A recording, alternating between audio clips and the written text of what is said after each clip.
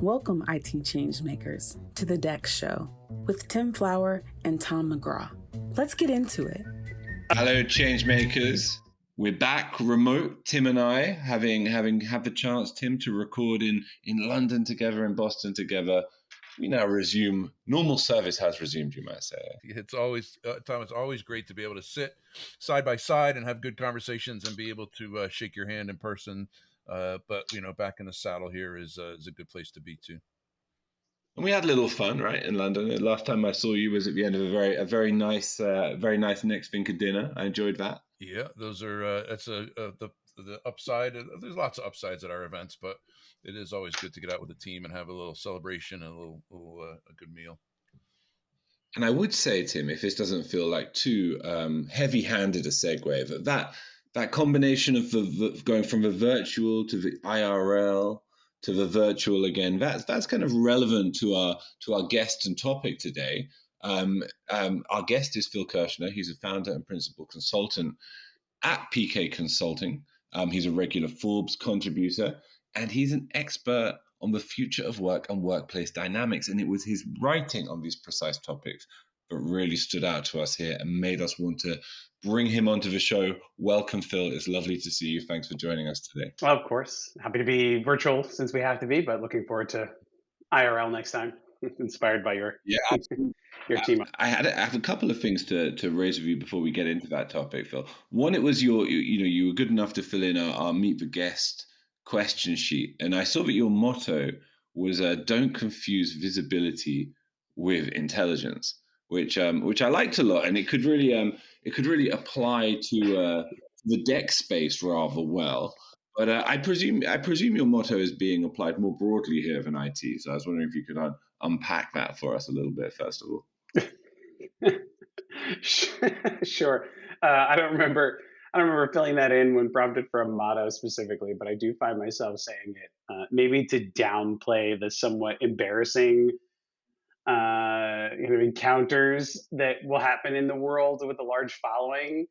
Particular sort of real estate or workplace conferences, people say, "Oh, like I follow you on LinkedIn," which is flattering and it's amazing, but always a little embarrassing at the same time. Or, "Oh, you're so good, like you're so great. You write so many things on LinkedIn," and a lot of people write a lot of things on LinkedIn these days. And workplace, digital and physical, was a pretty not crowded, but there were a lot of experts before who I knew and loved and trusted, and that number has just exploded in the post-pandemic era. So maybe just a reminder for myself and for others to dig deeper and look for credibility or qualifications or how people are putting their advice to work, and so you don't get misled either as an individual contributor or worse, like as an executive or leader in this moment.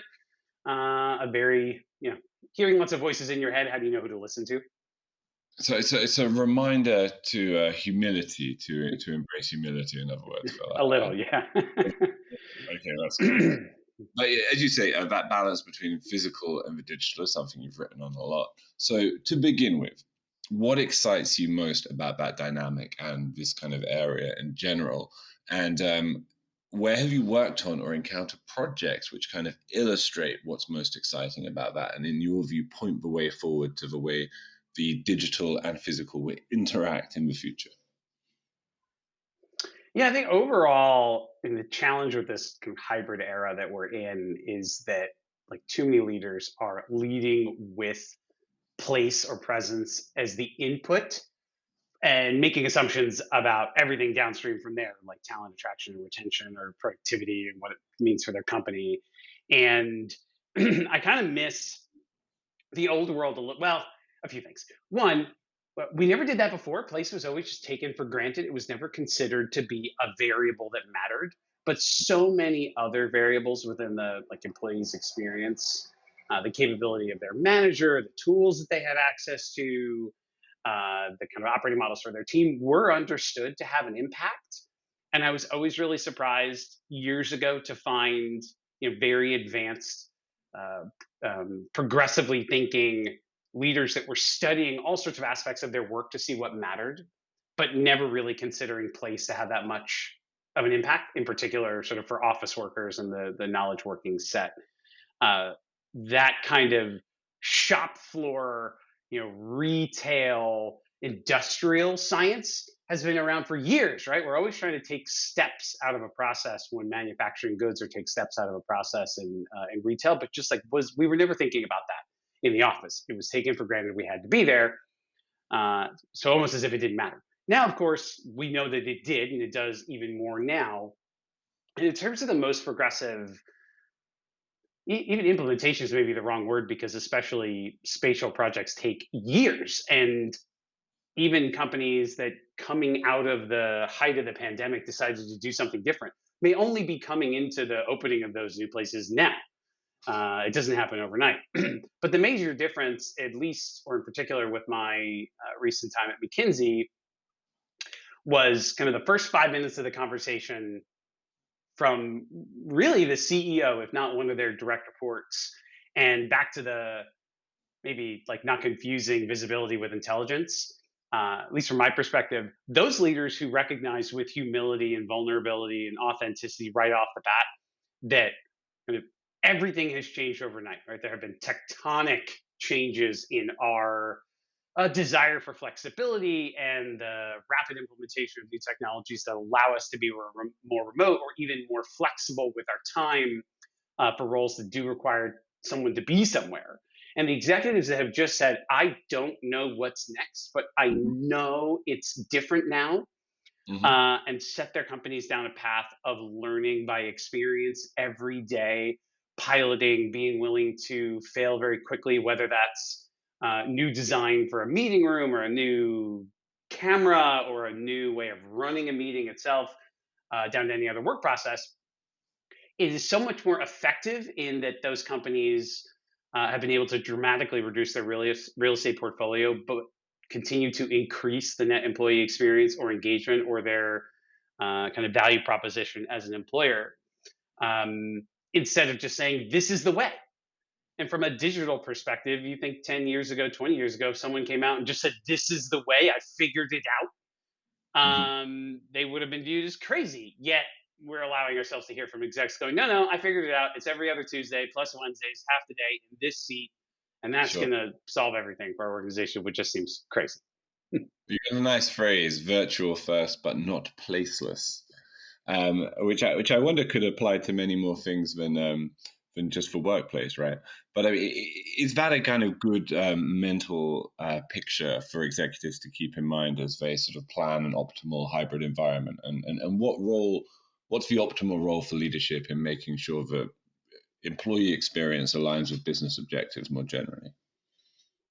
Yeah. So I don't know if I coined it per se, but my framing of virtual first, or remote first, or digital first, but not placeless, was a response to the fact that saying hybrid in any version carries with it no intentionality about how the work actually gets done. Sure. And I think it's really important now, in so many aspects of our life, from kind of work to like politics and how we relate with each other, to try to hold more than one thing at the same time and not make it so binary. So I do think that the way we are working, or were working before COVID, like, was not working for many people. And by putting us all in our homes for a certain period of time, it has exposed a lot of cracks in our organizations and our cultures that you cannot, I think, unsee. Things around sort of diversity and equity, or the ridiculousness of certain like meeting cultures, and these assumptions again about the role that place had in people, or like teams or individuals' productivity. We can't unsee those things. So we do have to continue to work on the work. And I think take for granted that like someone is always probably not going to be where you think they are. Even if you tell a team, I think you should all be here on Tuesday mornings, the barrier for working remotely or flexibly from some other location for many of these roles is so low now that I see people, both as like practitioners or consultants, quickly bail out from a situation where they thought they were going one place just because it's easier to work remotely, right? Like why wait in the airport for 4 hours to get to a 1 hour meeting when you could just like go back home and take that thing remotely? So we have to continue working on the work, because someone will always not be there. And working in a way that is inclusive of someone who isn't in the room at the same time not only allows you to be more flexible, but is conveniently also kind of friendly for future AI, implementations and innovations, having agents listening into the conversation or being able to watch what you're doing, and even friendly for more dynamic, fluid workforce models, having people come in and out of a project more fluidly. So that's working on the work. But at the same time, many of the places where we were doing our work were terrible. And some jobs require that people be in or around each other more often, whether that's knowledge work or in like a retail context. And we can and should continue to try to iterate and learn for what makes those places like more sustainable, more humane, more productive, more engaging, and do both. So when I say like virtual first, you have to work on the work first because that can transcend any number of places where we do it. But we also have a lot to do to make our office environments in particular more effective for everybody. Phil, I love a lot of the concepts that you're talking about. It brings back so many things. I've been in enterprise IT. Well, if I were to ask Tom how long, it's 100 years, right, Tom? It's more like 30, 35. I'm not done, not quite done yet, but I've I seen would a lot never over make the a joke years. like that. Never. um, there's an anecdote, Phil, that I tell from my past history that I think aligns with this concept of visibility versus intelligence, or location versus the ability to do the job. I look at it as capability versus ability. In the very early days of distributed computing, we rolled out remote control, where you could take over an employee's device and you didn't have to go there. Totally. We had an executive come to me and say, we need to give remote control to everyone on the help desk. I said, Don, they couldn't fix the machine if they were at the employee's desk. You're giving them a capability that doesn't matter to their role. So don't confuse an ability or a capability with that employee's ability. And the same thing can be made for location, right? Is there a correlation with where they are and their ability to do the job? So with that, I'll give you a kind of a two-part question. Do you see a gap between how executives perceive these digital collaboration tools and their actual outcomes or capabilities? And B, what can leaders do to leverage technology better to enhance that team collaboration when you're in a hybrid mode? Yeah, I really like all those kind of binary pairs. And for clarity, I too started in corporate IT. I have fallen into workplace. I usually say by accident. I started in information security, so those questions of remote control are Yeah. real for me back in Yep. the day. But yeah, you make me think about another problem that I see now, which was always a problem, but maybe has been exacerbated by hybrid, and that's the like, hey, here you go. Here's a new tool. Bye. Right. That happens from IT. And maybe some of it is simple stuff like, oh, we've rolled out like a new messaging program back in the day, whether that was like Skype or Jabber or one of those things, where it was just like, oh, you should have this. Here you go. Goodbye. Or larger scale, more intense implementations like welcome to Windows 7 or whatever it was. And those kinds of changes frequently did not go well. Right. McKinsey and many other consulting firms have said for decades that a shockingly large percentage of most corporate changes, inclusive of technology changes, not necessarily fail, but fail to achieve the stated objectives. So, like, if you have to upgrade from Windows version whatever to the new version, because Microsoft says you have to. Great, like it's gonna happen. You're gonna do it, and you're gonna tell your employees it's gonna make you so much more productive. It's gonna save you time. It's gonna know where you're gonna know where people are. You're gonna be able to collaborate in such and such a document together. Great, but the thing gets slammed through, hopefully on time and budget. And Yep. then once it's done, the people in charge of the implementation are moving on to whatever they have to do next, and are not often resourced to linger and do what the SaaS world would think of as customer success. And it's And more than, like, here, I but gave you this tool. it's more than just resourced, right? I think it's a function of the IT silos. It's my job to get it to their machine. It's not my job to train them how to use it. I have other things that I need to deliver. I'm not a training person. I agree. So it's a Yeah, silo thing totally. too. Right, right, and training is like maybe the lowest level version of that. Yeah. But we found like some of the research of which I'm most proud at McKinsey when we started looking at the role that various versions of flexibility have on it's called organizational health, so like how employees think that the organization operates and what outcomes they believe those ways of working create for the organization. And something that we found really kind of knocked my socks off, which is like if you ask someone or if you give someone flexibility, like can I vary where or when I work now in a way that I couldn't before, and they say yes, it leads them to think positive things about the organization, some of which are obvious, like positive outcomes around the workplace, but others are less obvious, like they'll actually think that the organization is has a better sense of strategic direction. Mm. And so that's great. It's like a 1.5 multiplier. But if you then say, listen, for when I am supposed to be somewhere for whatever reason, do I agree with why I'm supposed to be there? It's a little bit more impactful. But the icing on the cake was we asked, like, if you have clear ways of working with within your team, that's actually the most powerful lever. So going back to the question on tools, give me Slack, give me Teams, give me Zoom, give me whatever. Um, that's like 5% of the battle. And it's the teams that are really, really specific in how they're going to leverage the power of those tools, down to the fully remote companies that have to do this by necessity will say it's like, this is how we title our meetings. This is where we put the notes. This is when we do and do not use WhatsApp. I don't know.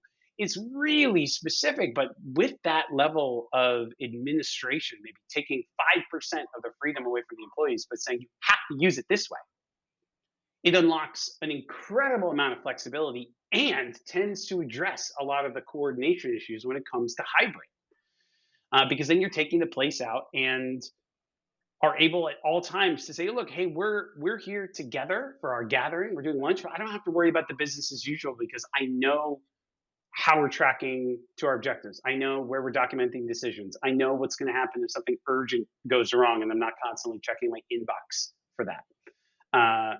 So yeah, the advice to leaders, like, you cannot undervalue the role, not just that new technologies play, but the detailed ways of working that you have to Mm. wrap with that for your teams. And the technology implementation team isn't going to do it. And the goal is probably leveling up at some point to a chief of what it feels like to work here and associated functions who would be doing that not only for technology but new HR policies and new places, to really be constantly iterating around like the choices groups are making on the operating system for work for them. I like that idea. Maybe something like a chief adoption officer, right? Somebody that can make Something, sure. yeah. Yeah. Adoption and like adjustment and Hmm. admitting it didn't work. And I don't know how many other A's I can come up with on a Monday morning, but So we know, and you touched on a bunch of it over the years. Any new technology that's intended to improve productivity will ultimately cause a dip in productivity. The employees need to know how to use it. They need to understand how the company wants them to use it. Like all the things that you've talked about. I've been to a couple of Gartner events over the last month or so, and they're clear on that as well. Adoption will dip with any new technology, and their focus, as you can imagine, right now is on AI. And don't be confused in thinking that AI is the easy button, that AI solves all these adoption problems. Give it to them, and they will automatically just know how to use it. It's easy, it's intuitive, but it's not. And it's also not as cheap as you might think. It's going to cause a spike in expenses, especially while those employees are ramping. AI right now is top of mind for everybody. From an executive's perspective, let's talk a little bit about AI specific to the digital employee experience within DEX. Is AI, do you feel, just about automation to maximize IT productivity, or do you think that AI within DEX is going to play a larger role to create productivity in employee environments to help them thrive, whether they're remote or on site? Where do you see AI in DEX helping the most? yeah, that's a great question. So speaking of Gartner, I've been showing people a lot recently their inaugural future of work hype cycle, which Right. is an amalgamation of other hype cycles. And again, anyone coming from IT is very familiar with that. And there are elements in this one in particular that I think have shown up in other arenas over time, whether it's like HR technology or IT support technologies, right? But they created an inaugural one in May or June or thereabouts for the future of work. And there's a pairing of items on there that I have called out recently in conversations with leaders, maybe relevant to your question. One, right there at the trough of disillusionment, that dip, the thing we eat the most, is what they call virtually facilitated social connections, which I think is a fancy way of saying Zoom happy hours or team happy hours, which we are over in a big way. Forced fun is the worst. But then way on the left at the beginning, right, just kind of coming into the horizon, marked as something that will take 10 or more years to show up, is what they're calling workforce nudge tech. And for the kind of productivity question, that's what we all need. And hybrid has created such a level of kind of cognitive load. I would always go into the same floor, and I know Tim sat over there, and we had our Monday morning meeting in conference room A. Everything was more or less predictable, but now maybe someone didn't even walk in the building, and we're sharing space more, and someone's like sitting in a room over there, and my client didn't come in to their office either, so now they're on the phone, and like all that is just complicating our day. And the easiest thing to do when faced with all of that coordination tax and cognitive load is just not bother. You're like, I'll stay home, it's fine. We need like multi-dimensional, agent powered, hyper personalized advice on what to do next or what not to do. And that could be as simple as like, you're supposed to talk to Tom today one-on-one virtually, but you didn't know Tom's going to be in New York next week. So would you like me to update the meeting, make it in person, book you a lunch reservation?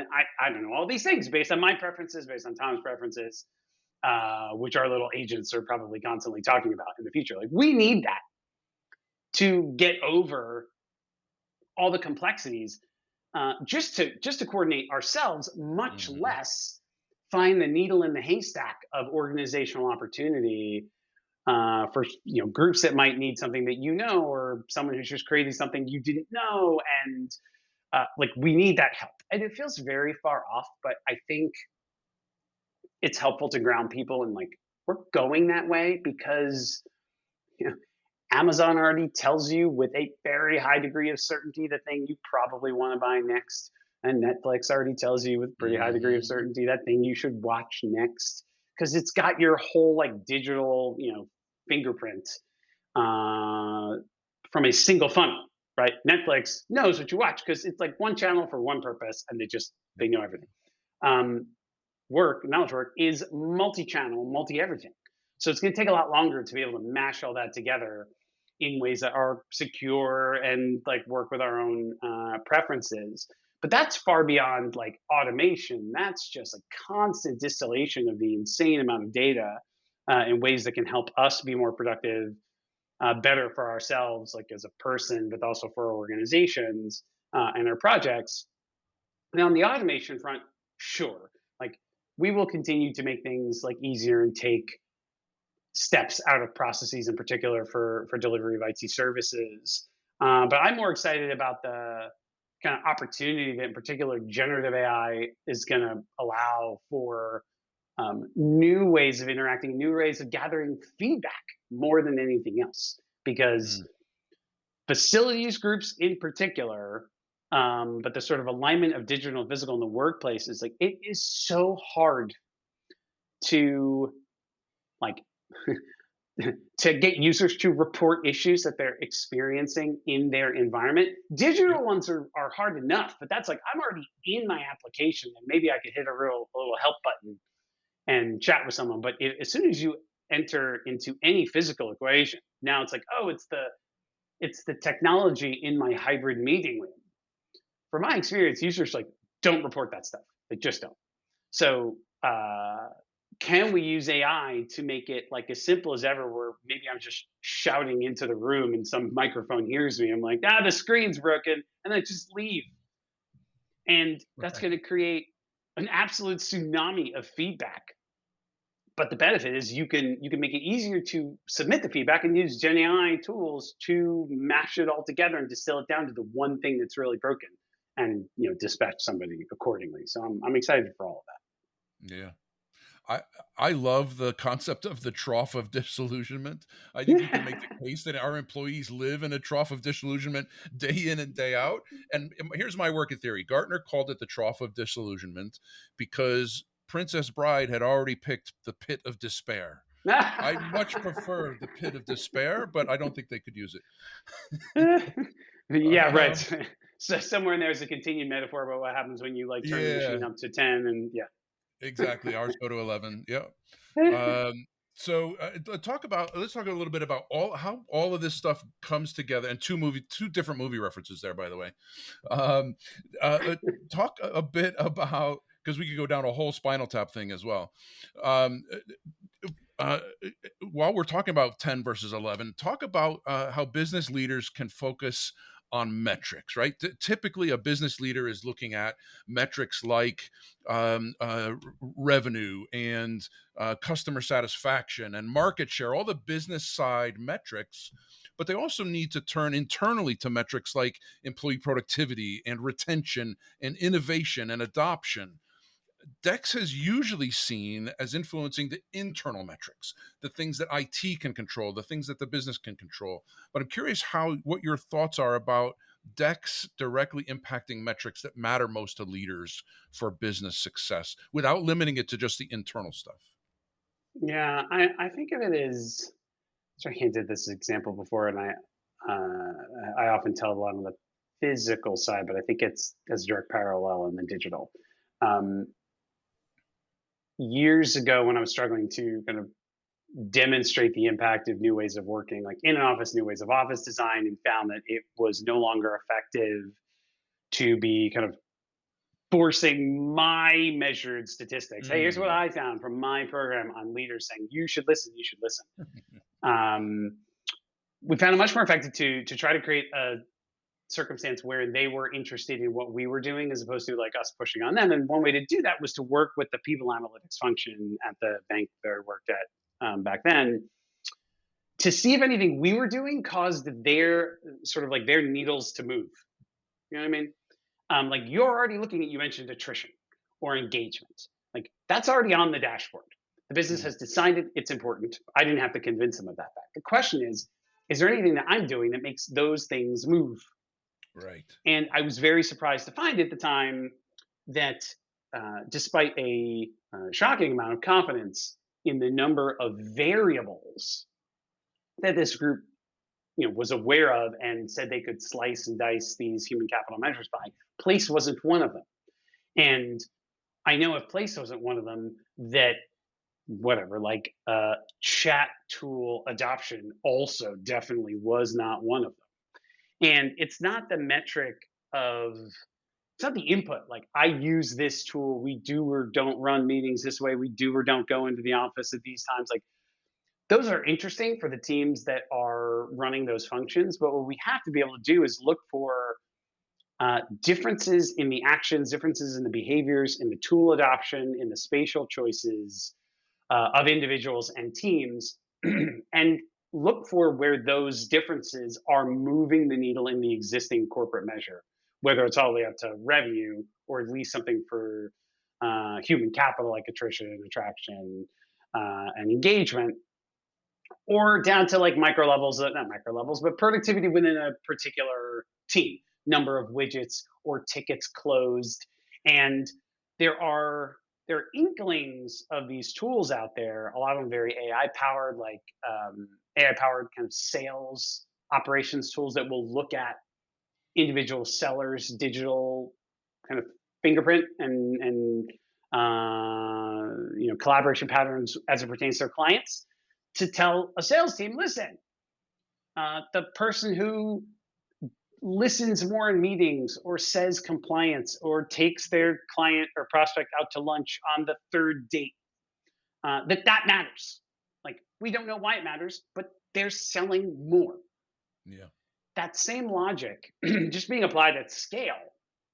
We will need technology to always be looking at, like, what are the minute changes in the ways of working that are moving the needle, instead of just like trying to measure engagement, say like, oh, how are you feeling? How are you feeling? And assuming that that's going to demonstrate to leadership that something is better. You have to look for the patterns that are creating change at the organizational level, which probably means a combination of more kind of pulse-based listening, but listening without asking, like looking at the activities, looking at the choices in a way that no human will ever be able to do, which comes back to the AI front. Like, we will need that help to find those fine-tuned changes we can make.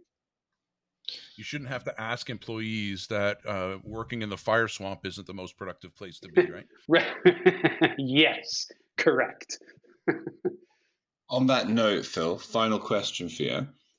Speaking about leadership, how should corporate leaders prepare their organizations for the future here? And thinking about DEX specifically, what practical steps can they take to ensure it's a strategic priority rather than just an afterthought in the context of broader workplace transformations? Yeah, I think, like, if you believe in a future where the nature of the organization is going to continue to change and go from like very tight, strictly defined boxes and lines, everything like very controlled, into greater use of digital, remote, distributed, possibly like gig and freelance talent, or that kind of skills-based resourcing within the organization, like, it's going to create a tension between like different teams wanting different preferences or having different preferences for how something gets done, with the centralization, the security, the consistency that you need to be able to have clear like ways of working. I don't envy anyone who has to like solve for this problem, but I think it's going to make more like porous and preference oriented organizations and channels for digital work, right? Like, instead of saying you have to call the help desk, like, I should be able to get feedback in basically any way I want, because I can do that out in the real world. And work is becoming much more of a retail oriented day-to-day decision, or maybe even who I'm doing work for at any one time, which could be multiple companies or multiple projects within one company. And if you're holding yourself up to the standard that's being set by kind of the retail world, we have a long way to go, especially to be able to do it not only seamlessly and securely, but in a way that still allows us to measure what's working and push for a better overall employee experience. Superb final thoughts, Phil. And it was great. I know there's a bit of to and froing in the background there to finally get you on the show and record properly, but it was an absolute pleasure to do so. Thanks so much for making Thank you. Conversation. Thank you guys so much. The gray space between how this problem manifests sort of digitally and physically is a wild and fascinating, very exciting and challenge of our time. And I'm excited that kind of DEX world and real estate world are being matched together, whether they like it or not. And I think it will create some really interesting outcomes. Cool. Thanks, Phil. To make sure that you never miss an episode, subscribe to the show in Apple Podcasts, Spotify, or your favorite podcast player. And if you're listening on Apple Podcasts, make sure to leave a rating of the show. Just tap the number of stars you think the podcast deserves. If you'd like to learn more about how NextThink can help you improve your digital employee experience, head over to nextthink.com. Thank you so much for listening. Until next time.